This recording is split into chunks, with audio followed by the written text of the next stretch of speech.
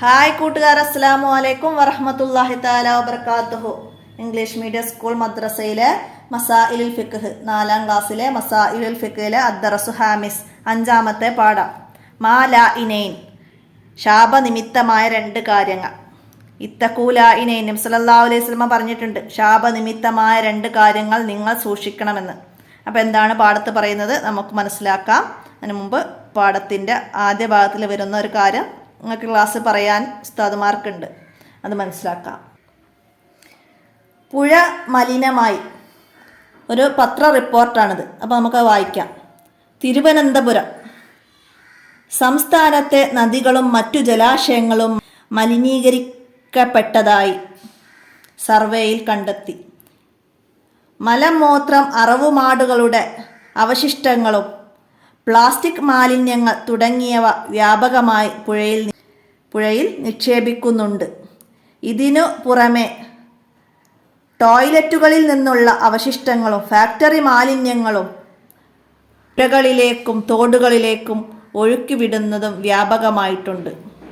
ഇതിനെതിരെ കർശനമായി നടപടി സ്വീകരിക്കണമെന്ന് പരിസ്ഥിതി സംരക്ഷണ പ്രവർത്തകർ ആവശ്യപ്പെട്ടു. ഇത്തരം ചെയ്യുന്ന സാമൂഹ്യ വിരുദ്ധരെ മാതൃകാപരമായി ശിക്ഷിക്കണമെന്നും അവർ സർക്കാരിനോട് അഭ്യർത്ഥിച്ചു. നമുക്ക് പാഠഭാഗം വായിക്കാം. നമുക്ക് കുടിക്കാനും കുളിക്കാനുമുള്ള വെള്ളം നമ്മൾ തന്നെ നശിപ്പിക്കരുത്. പത്രം വായിച്ച് ഉസ്താദ് ഓർമ്മിപ്പിച്ചു.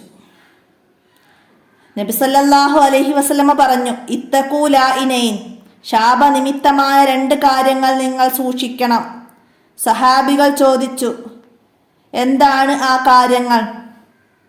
ജനങ്ങൾ സഞ്ചരിക്കുന്ന വഴിയിലും വിശ്രമിക്കുന്ന തണലിലും വിസർജിക്കൽ.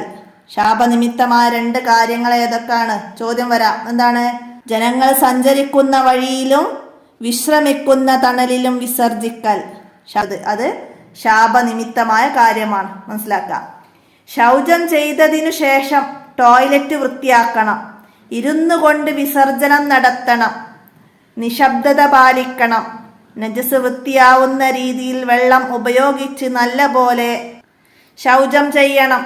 നജസ് വലിച്ചെടുക്കുന്ന കല്ല്, ടിഷ്യൂ പേപ്പർ മുതലായവയും ശൗചത്തിന് ഉപയോഗിക്കാവുന്നതാണ്. ഉസ്താദ് തുടർന്നു, വെള്ളമില്ലെങ്കിൽ നജസ് വലിച്ചെടുക്കുന്ന കല്ല്, ടിഷ്യൂ പേപ്പർ മുതലായവയും ശൗചത്തിന് ഉപയോഗിക്കാവുന്നതാണ്, മനസ്സിലാക്കുക. പൊതുവഴി, വിശ്രമസ്ഥലം, പുഴ, കുളം തുടങ്ങിയ സ്ഥലങ്ങളിൽ വിസർജിക്കരുത്. അവ മലിനപ്പെടുത്തുകയും അരുത്, മനസ്സിലാക്കുക.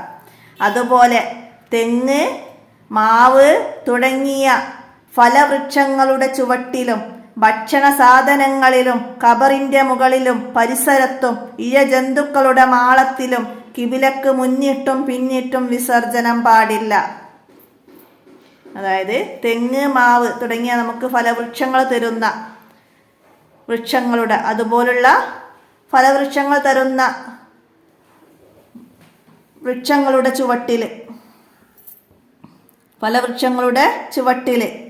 അതുപോലെ ഭക്ഷണ സാധനത്തിൻ്റെ മേലെ, ഖബറിൻ്റെ മുകളിൽ, ഖബറിൻ്റെ പരിസരത്ത്, ഇഴജന്തുക്കളുടെ മാളങ്ങൾ, ഇവിടെ നിന്നും കിബിലക്ക് മുന്നിട്ടും പിന്നിട്ടും വിസർജനം പാടില്ല, മനസ്സിലാക്കുക. അന്നല്ലാഫത്തു മിനൽ ഈമാൻ, വൃത്തി ഈമാനിൽപ്പെട്ടതാണ്. നല്ലാഫത്തു മിനൽ ഈമാൻ, വൃത്തി ഈമാനിൽപ്പെട്ടതാണ്. നല്ലാഫത്തു മിനൽ ഈമാൻ, മാച്ച് ചെയ്യാനൊക്കെ വരാം, മനസ്സിലാക്കി പഠിക്കുക. ഇനി താഴെ വന്ന ഭാഗങ്ങളൊക്കെ മനസ്സിലാക്കുക. അതിൻ്റെയൊക്കെ ചെറിയ വേർഡ്സുകൾ, പാഠഭാഗത്തു നിന്നുള്ള ചെറിയ വേർഡ്സുകളും അതിന് ഇംഗ്ലീഷിൽ പറയുന്ന പേരുകളൊക്കെ മനസ്സിലാക്കുക. ഇംഗ്ലീഷിൽ എന്താണ് പറയുക എന്നൊക്കെ ഉള്ളത് മനസ്സിലാക്കുക കേട്ടോ. കല്ല് എന്ന് പറഞ്ഞാൽ സ്റ്റോണാണ്, അതൊക്കെ മനസ്സിലാക്കുക. എന്താണെന്ന് മനസ്സിലാക്കാൻ വേണ്ടിയിട്ടാണ് നിങ്ങൾക്ക് ഇംഗ്ലീഷിൽ ഇവിടെ തന്നത്, മനസ്സിലാക്കുക. ഇനി നമുക്കിതിൻ്റെ വർക്ക് നോക്കാം. വർക്കിൽ നജീബ് ചോദ്യങ്ങൾക്ക് ഉത്തരം എഴുതാനാണ് വരുന്നത്. ശാപനിമിത്തമായ കാര്യങ്ങൾ ഏതെല്ലാമാണ്? ജനങ്ങൾ സഞ്ചരിക്കുന്ന വഴിയിലും വിശ്രമിക്കുന്ന തണലിലും വിസർജിക്കൽ.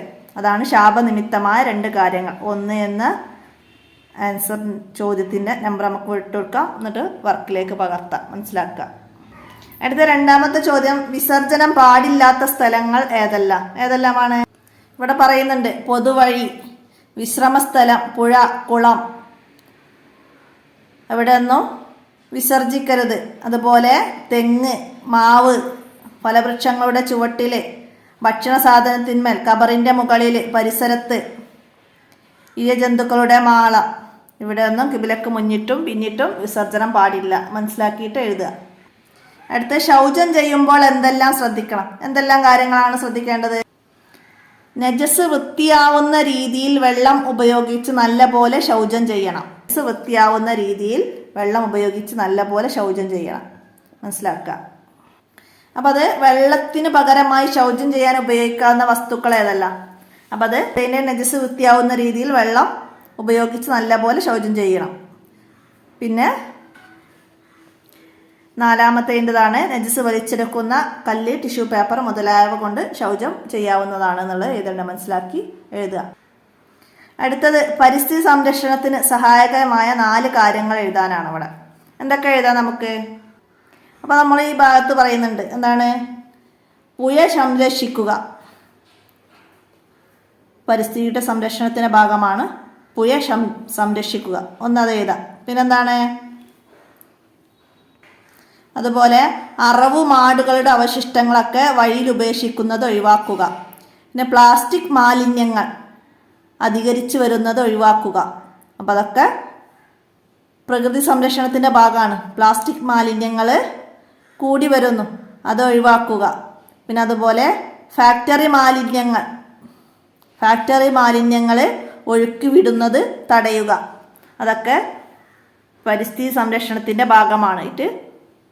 നമ്മൾ തടയേണ്ട കാര്യങ്ങളാണ്. അപ്പോൾ അത് മനസ്സിലാക്കിയിട്ട് 4 കാര്യങ്ങൾ അവിടേക്ക് എഴുതുക. അടുത്ത നുബയ്യിന് സിയാക്ക്, ഏതാണ് ആ കാര്യങ്ങൾ? ആരോട് ചോദിച്ചതാണ്? എന്താണ് സന്ദർഭം? എന്താണ്? നബി സല്ലല്ലാഹു അലൈഹി വസല്ലമയോട് സഹാബികൾ ചോദിച്ചതാണ് ഏതാണ് ആ കാര്യങ്ങൾ എന്ന്. എന്താണ് സന്ദർഭം?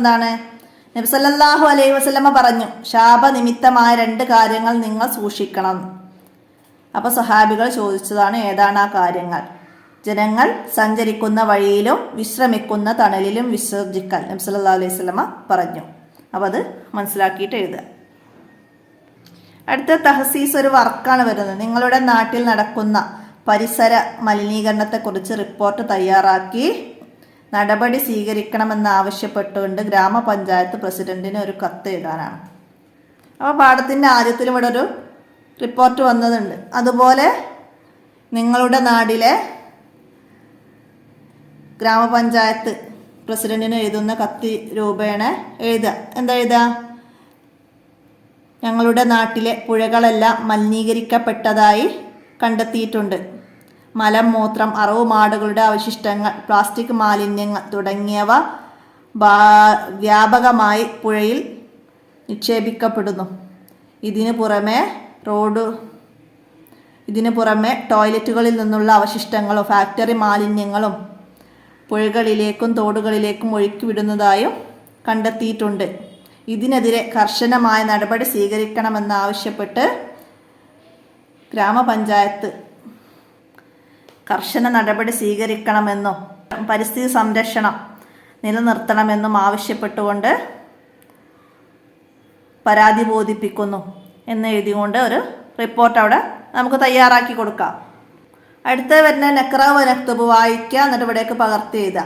ഇത്തക്കൂലായിനെ അതുപോലെ എഴുതുക. സല്ലല്ലാഹു അലൈഹി വസല്ലം, പുഴ, ടോയ്ലറ്റ്, പത്രം, ഫലവൃക്ഷം, വിശ്രമസ്ഥലം, വിസർജനം, ഇഴജന്തു. അപ്പോൾ അതൊക്കെ വായിച്ച് ഇങ്ങോട്ട് പകർത്തി എഴുതുക. അത്രയാണ് ഇതിൽ വർക്കുകൾ വരുന്നത്. അപ്പോൾ ഇത്രയാണ് ഈ പാഠത്തിൽ നിന്ന് മനസ്സിലാക്കാനുള്ളത്. പാഠഭാഗം നന്നായി മനസ്സിലാക്കുക. പരിസര ശുചിത്വം എന്നതിനെ കുറിച്ചിട്ട് നമുക്ക് 5 വരിയിൽ കുറയാതെ എഴുതാൻ വന്നാൽ ഈ പാഠഭാഗം മനസ്സിലായ കാര്യങ്ങൾ 5 വരിയിൽ കുറയാതെ എഴുതാം.